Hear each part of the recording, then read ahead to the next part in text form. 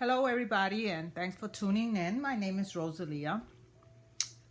I have several YouTube videos out there, and I don't do it weekly, I don't do it monthly. It's whenever I feel like talking to the camera, I have an idea, it's when I do a YouTube. So forgive me, I'm not a regular.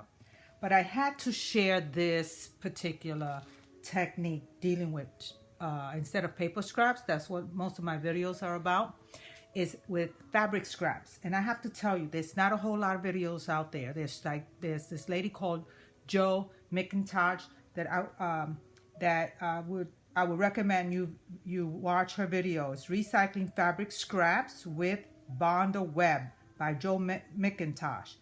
And then there's another group out there. There's these creative, people that do a lot of fabric textile and stuff like that, art textile with fabric. But in any case, there's not too many, and I really have had a lot of fun doing this, and I wanted to share it with you. It deals with, again, pieces of fabrics like when you're sewing, because you need a sewing machine. And you always cut out little bits and pieces, and we trash it, because in the many years that I've been sewing, I've been trashing all my fabrics until I came across this particular video. So what it deals with is having those scraps, having a base, putting those scraps on top, putting some organza or whatever. I'm going to show you exactly the process, and making a new piece of fabric, a piece of art that you can use to make something else. So what I've done is I've taken and I've made napkin holders out of it. It's just taking the piece, because it's, you make a large piece and you cut it with the way you want to. Put a button there, an elastic piece, and you also want to sew in a backing, because the back looks a little ugly, so you want to put a backing. And I zigzagged around it. Okay, so I made that, and I also made these because it's so much fun to make. And this is a piece, I don't know what I'll do with this, but this was a piece of Christmas fabric. This looks like more winter, not so much Christmassy. But anyway, I liked it. It was a piece of leftover that I had. And I put all my scraps, all the pieces that I've used in the past making the projects, I just spread them out. And then, of course, the sewing machine you need, because it's a free motion quilting. Look, I don't quilt. I don't know anything about embroidery in my machine. I just know that I learned what foot to use, and I know that you just put down the feed dogs, and I know that you just take your hand and move the fabric the way you want to move it, okay? So I will refer you to free motion quilting. It's very easy. You don't have to follow any particular pattern. With this, you just go crazy and do whatever you want to do. If you know how to do it, then more power to you. But really, for a beginner, this is how it turns out in the back, all crazy. And it's just a matter of wanting to keep all your pieces in there, and you have this beautiful piece of material. So, and I've made larger pieces, okay? This is with the yellow organza. And then I've made, these pieces. I don't know what they're going to become, but there'll be something. Like, for instance, this here is a runner that I made, and I put a backing to it. Okay, I did the inside out so that I can have a nice edge that way. So I sewed it and left an opening, put it inside out, made my corners nice and pointy. So this is a runner that I can't wait to put it on my table. So what would you need? So this is what you're going to need. Okay, you're going to need some kind of heat and bond material, and it's also called Wonder Under or Bomb Web. It's just adhesive that people use this when they want to do a hem or something on their pants. So any kind that you can get your hands on. It's a heat and bond, Bonder Web, stuff like that. You also need organza. This material is so beautiful. It has such a beautiful sheen to it. It can burn under the irons. You have to be careful. I use parchment paper, and don't leave that iron too long, because I've already had an incident. So you just want to be able to melt the heat and bond enough to keep your pieces in place, so that when you have to sew on the machine, the pieces are not falling all over the place. So that's the whole idea of the heat and bond, is to iron it down and keep those pieces together. So the process, and a scissor, okay, thread, whatever thread you're going to use. Okay, the process is very easy. you're going to need a base. Whatever fabric, it doesn't matter, because either if it's a pretty base, then you may want to just use less of the scraps. Of course, you need scraps. I got my scraps right here ready. So you need a base, and later on when you're finished, then you'll need something to cover the back, like I showed you. You want a nice clean backing to it. All right. So there go your base. Then you're going to need the organza. And the organza, I highly recommend that you cut it at least anywhere from a 1/2 inch out, okay? Because I also had, in my experience, and this is why I want to do this, because it's a whole lot of little things that I've learned while I was doing it. It does shrink a bit. So if you have a large piece, because it happened to me today, I had a nice large piece, and I had it at least 1/2 inch, you know, off the edge of my base.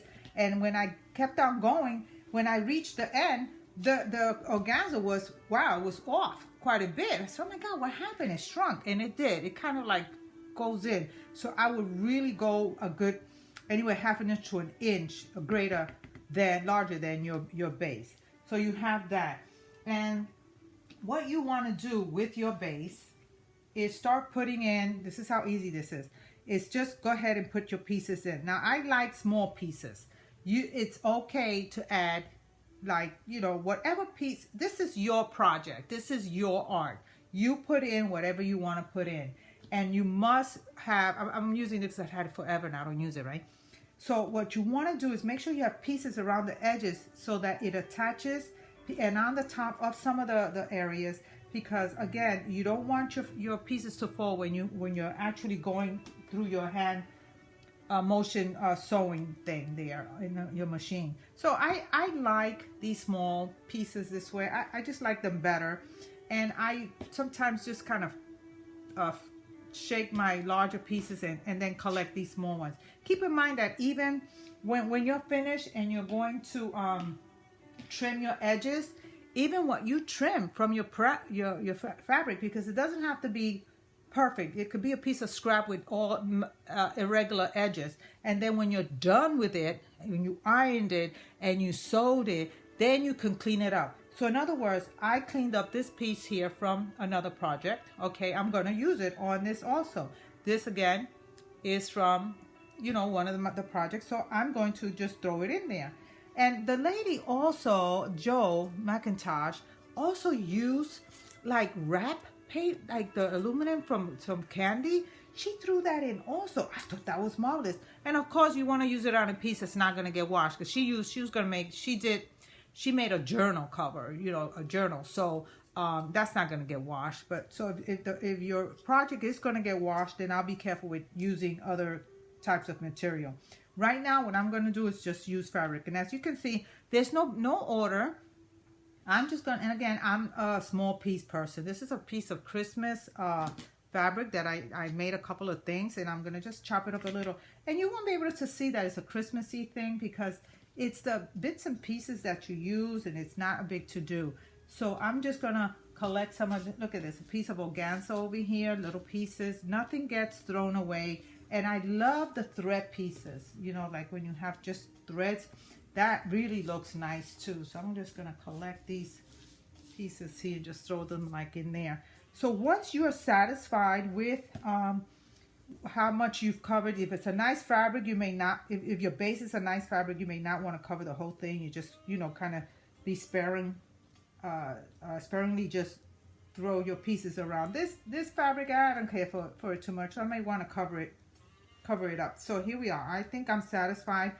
And then I'm going to make sure that I have some of this bond and heat and bond over here around the edges, because I don't want my piece, and it could be on the top also, because the organza is going to attach to all that. And once you're satisfied and you know that you got enough of the heat and bond and you got enough fabric going around, this is where you're going to put your organza on top, like so.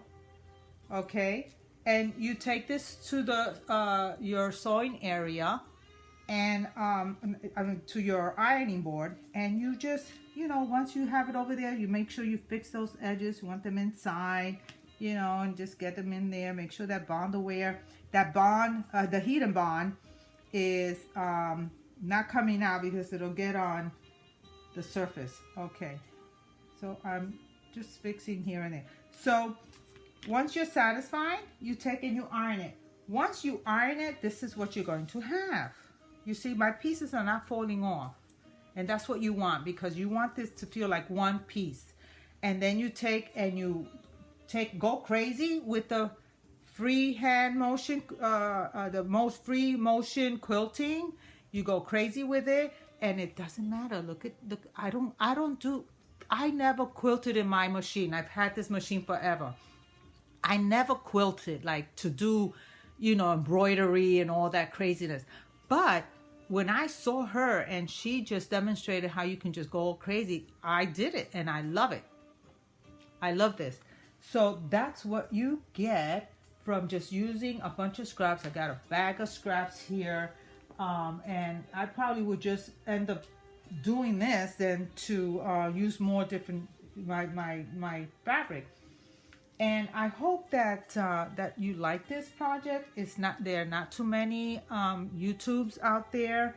If I had some kind of way to show you how I embroidered, maybe on the next video I'll show how I took and quilted the pieces, because I have this piece. I can do this piece since I already have it, and I have a larger piece that I'll show you what I did.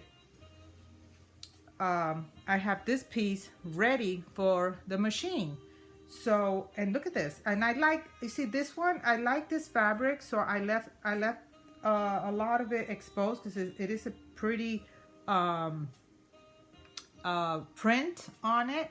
And this is ready for the sewing machine. This is ready for the sewing machine. Look how nice. And oh, I got the pieces of aluminum, the paper wrap, the candy wrap, the aluminum. I thought I'd throw that one there this time around. I don't think I'll be washing this. I don't know what I'm going to do with it. But anyway, I want to thank you for tuning in. Try this. Don't be afraid of your machine because most machines have that foot. Oh, I got it on my machine right now. I was going to take it out. But it's the free motion foot. And most machines come with it, because mine came with it. I didn't buy it. And I just put it on, and I started it with a piece of scrap. Just a piece of fabric scrap, a nice piece like something like this here. This is I use to check my. I leave pieces like this to check on my thread. If it's zigzag, I want to make sure that I have the right size. And today I was just trying out this decorative stitch. I never used it. Look how nice. So I keep a piece of scrap to test my stitches.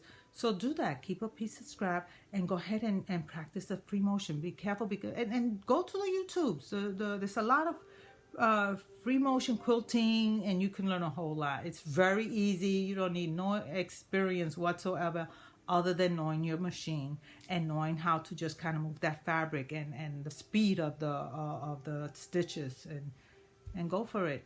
I did, and I'm having fun. I hope you enjoyed this. Give me a like, only because I want to know if you liked it or not.